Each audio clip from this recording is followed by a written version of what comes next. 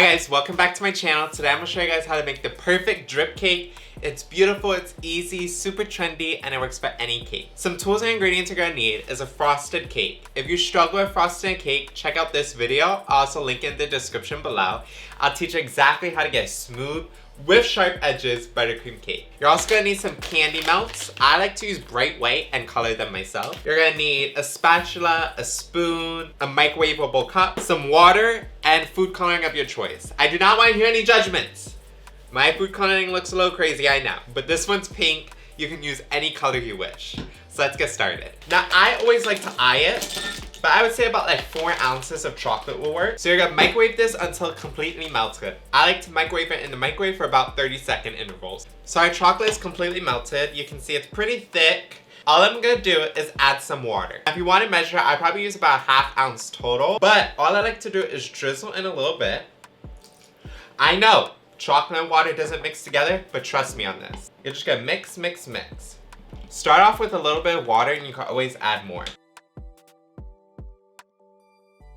You have to keep mixing and adding more water. The water could be room temperature, it could be warm. I would just avoid cold water. You can see, it got thinner. You know when you reach the exact consistency when it's drippy and smooth. Do you see that? Do you see that? Now at this stage, you can color any color you wish. Since there's already water in it, you don't have to use special food coloring. I'm just using plain old pink. Use purple, you could do black, you can do anything. Mix, mix, mix. You can see it already changed color. This is perfect. I grabbed my cake, and again, you want to make sure it's super cold. It has to be cold. Essentially, the chocolate just sets on the cold cake, preventing it from being a hot mess. I like to use a spoon. Some people like to use a piping bag, so you can experiment and find what you like most. And you're literally just gonna let it drip down the cake. You could do as many or as little drips as you wish. You could do them as far apart or as close together as you wish.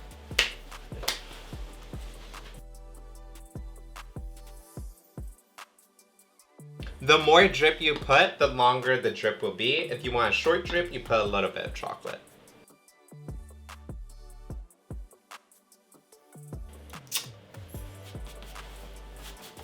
That's a drip cake.